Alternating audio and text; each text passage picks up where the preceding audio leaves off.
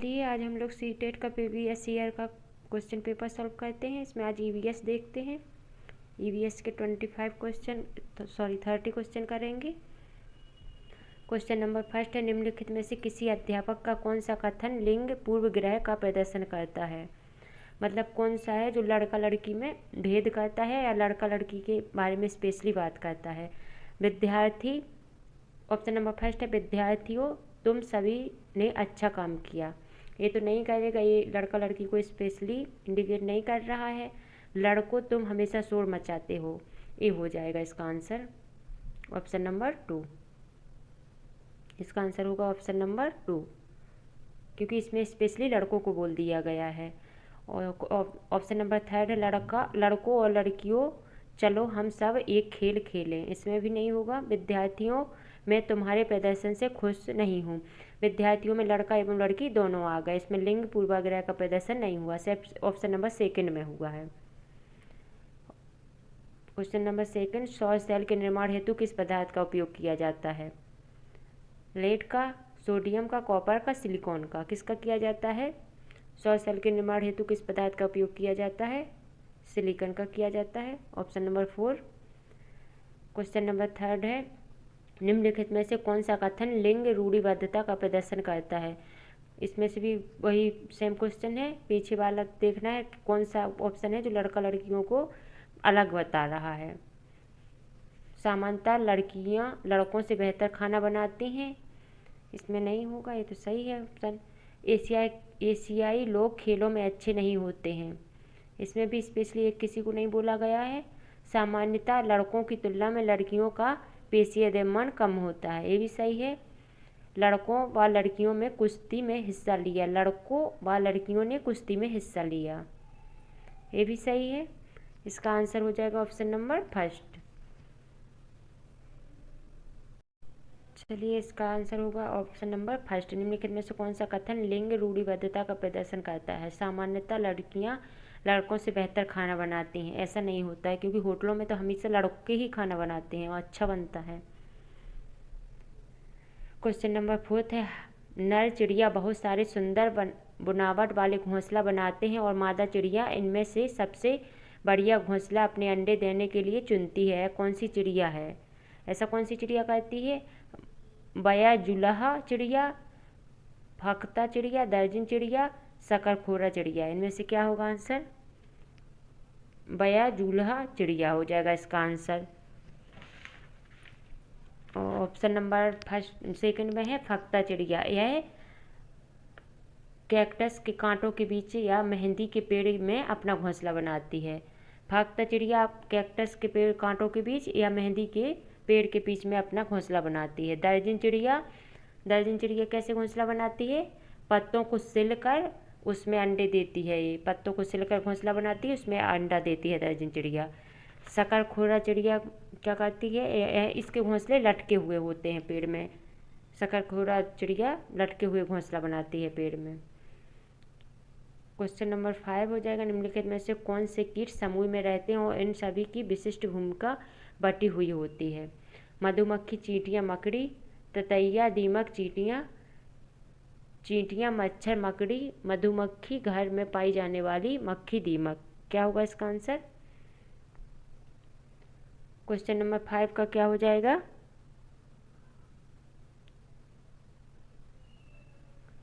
Option number 2 हो जाएगा इसका। ततैया, दीमक एवं चींटियाँ ये ग्रुप में रहती हैं हमेशा।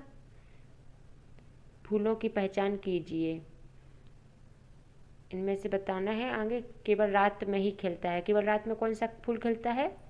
ये हो जाएगा रात रानी। रात रानी से रात में ही खिलता है फूल। उसके बाद हो जाएगा औषधि बनाने के में काम लिया जाता है। कौन सा फूल। ये हो जाएगा गुड़हल का फूल औषधि बनाने में काम लिया जाता है। गुड़हल हो जाए इसका। रंगाई के काम में लाया जाता है। गेंदा लाया जाता है रंगाई के काम में। गेंदा उपयोग होता है रंगाई के काम में। पूरे वर्ष भर खिलता है गुलाब। इसका आंसर कौन सा हो जाएगा। केवल रात में खिलता है, रात रानी। इसका ऑप्शन हो जाएगा सेकंड। मधुमक्खियों के छत्ते में मधुमक्खियों के बारे में निम्नलिखित में से कौन सा कथन सही नहीं है? केवल रानी मक्खी ही अंडे देती है, ये सही है। श्रमिक मक्खी काम करने वाली नर मक्खियाँ होती हैं, ये गलत हो जाएगा। इसमें नर नहीं होती हैं, मादा होती हैं, इसलिए इसका आंसर यही सेकंड हो जाएगा। सेकंड, छत्ते में कुछ ही नर मक्खियाँ होती हैं, ये भी सही है। छत्ते में केवल एक ही रानी मक्खी होती है, ये भी सही है। क्वेश्चन नंबर 8 देखिए, निम्नलिखित में से कौन सा समूह फल है? आलू, बैगन, आम और केला। केला फल नहीं है, केला बेरी में आता है।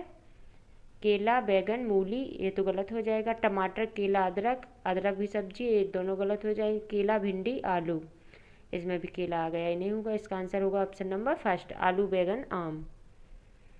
भारत के अनेक इलाकों में पाई गई बावड़ियों के संबंध में कौन सा कथन सही नहीं है?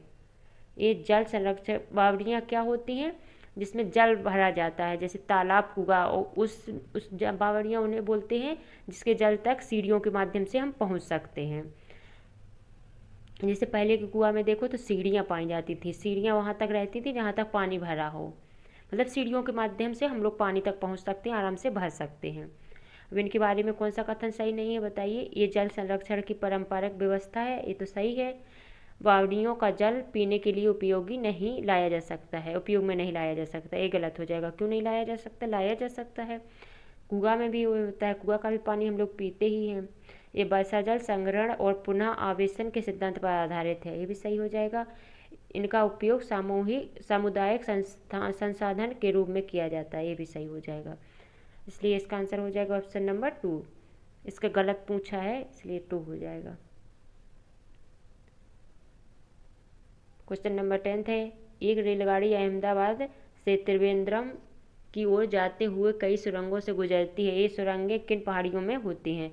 मतलब अहमदाबाद से त्रिवेंद्रम के बीच में कौन सी पहाड़ियाँ पाई जाती हैं? पश्चिमी घाट पाया जाता है। क्वेश्चन नंबर 11, निम्नलिखित में से कौन सा कथन हथनियों के बारे में सही है? हाथियों के झुंड में केवल मादा हाथी और बच्चे हाथी होते हैं, नर हाथी चारों ओर अकेले ही घूमते हैं। इसका आंसर क्या हो जाएगा 11th का? बताइए इसका आंसर क्या होगा?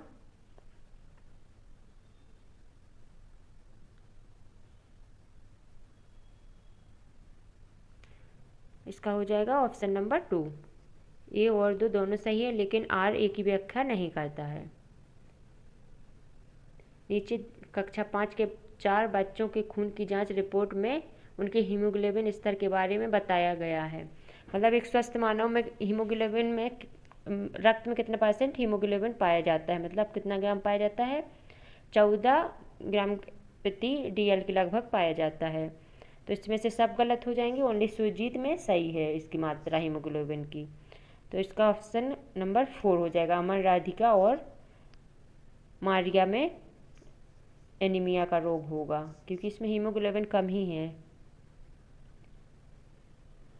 चिड़िया की आंखों के बारे में निम्नलिखित में से कौन सा कथन सही नहीं है? सभी चिड़ियों के अपने सिर के दोनों तरफ आंखें होती हैं, ये तो गलत हो जाएगा। चिड़िया के सिर के दोनों की तरफ आंखें नहीं होती हैं। चिड़िया 2 भिन्न वस्तुओं पर एक ही समय में एक दृष्टि केंद्रित नहीं कर सकती है, कर सकती है चिड़िया।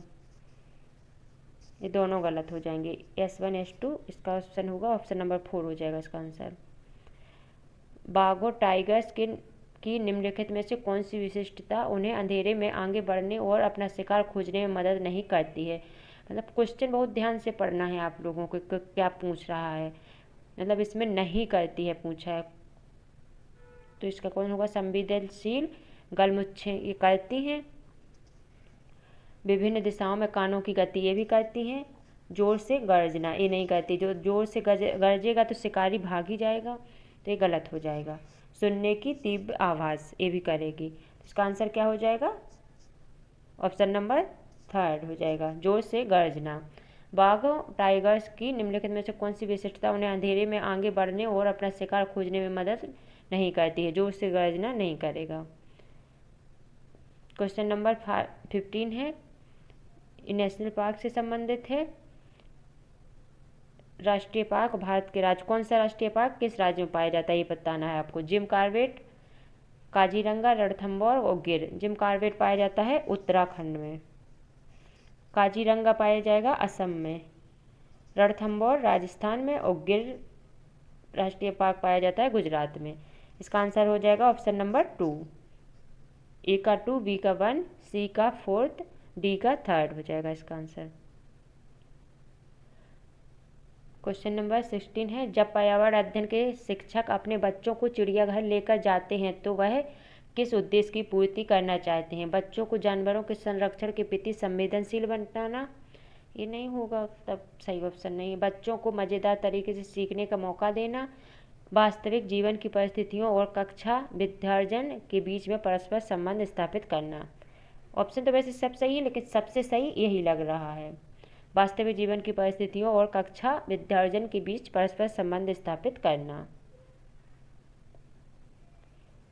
रमेश अपनी कक्षा 5 की पर्यावरण अध्ययन की कक्षा में खोजपूर्ण प्रश्न पूछता है। उपयुक्त उद्देश्य विद्यार्थियों के किस कौशल के विकास का नहीं है। किसका नहीं है? प्रदर्शन कौशल का, अवलोकन कौशल का, रचनात्मक कौशल का, श्रवण कौशल का। इसका आंसर हो जाएगा प्रदर्शन कौशल का। पर्यावरण अध्ययन में निम्नलिखित में से कौन से समस्या समाधान के गुण हैं? सृजन, चयन, भाषण, लेखन। भाषण और लेखन तो नहीं होगा लेकिन सृजन और चयन है इसका आंसर, ए और बी। इसका आंसर होगा ऑप्शन नंबर 1, ए और बी।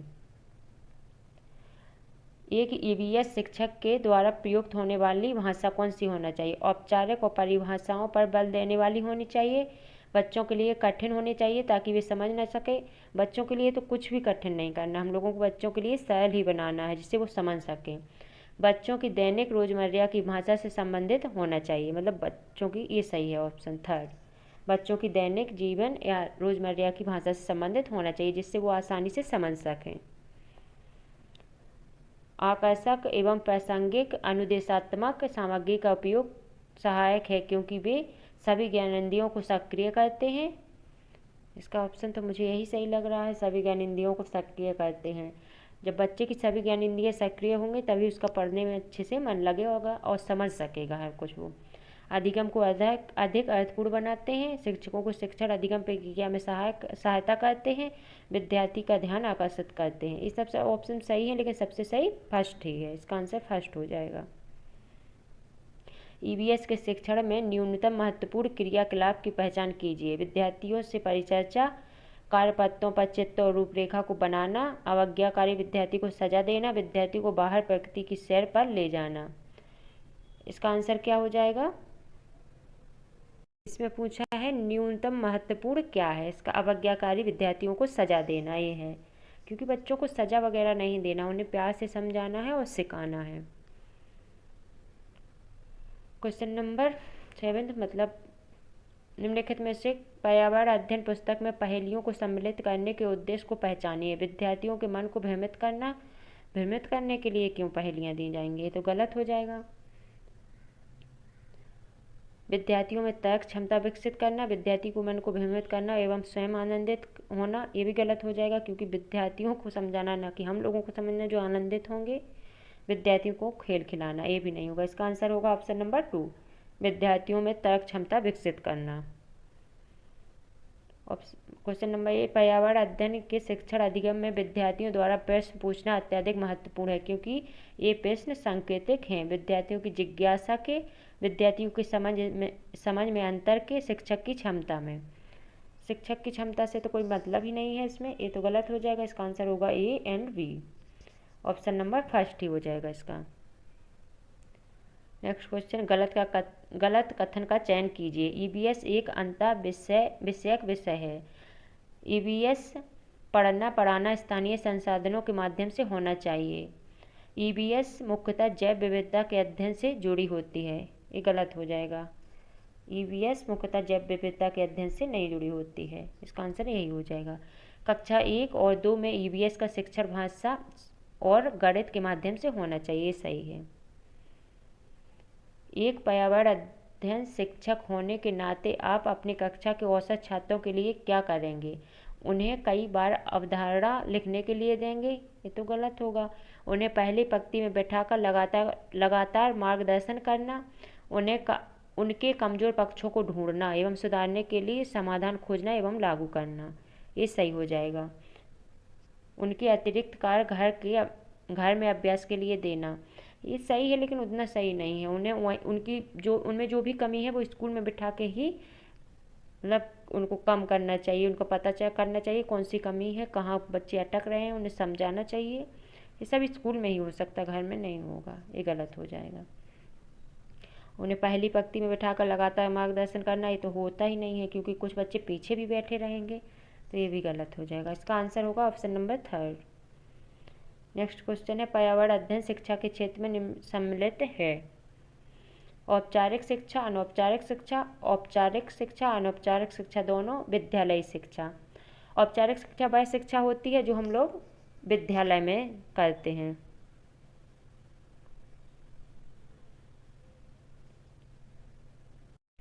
औपचारिक शिक्षा वह शिक्षा है जो हम लोग विद्यालय में सीखते हैं, विद्यालय में सीखना। अनौपचारिक शिक्षा सीखना, विद्यालय में अनौपचारिक शिक्षा वह है जो हम लोग स्कूल से नहीं, बाहरी जीवन से जो सीख लेते हैं उसे अनौपचारिक शिक्षा कहते हैं।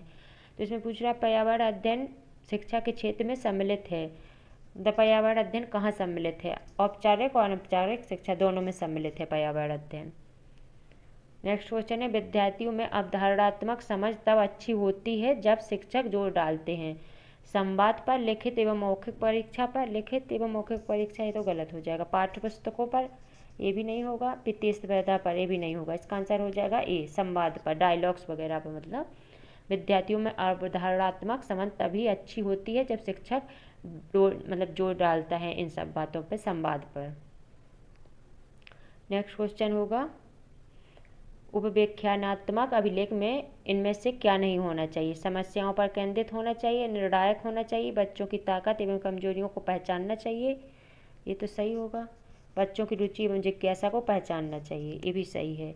इसमें ये ही नहीं होना चाहिए, ये वाला नहीं होना चाहिए हमको लगता है।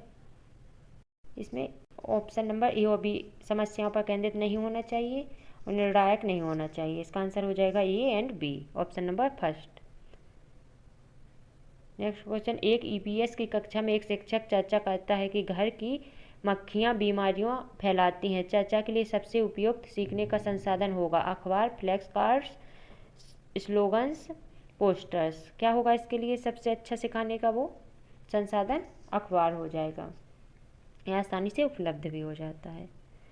नेक्स्ट क्वेश्चन है, खेल खेल में पाठ पढ़ाते हुए सरिता विद्यार्थियों को खेल के मैदान में ले जाती है और उन्हें अलग अलग दिनों में विभिन्न खेल खिलाती है।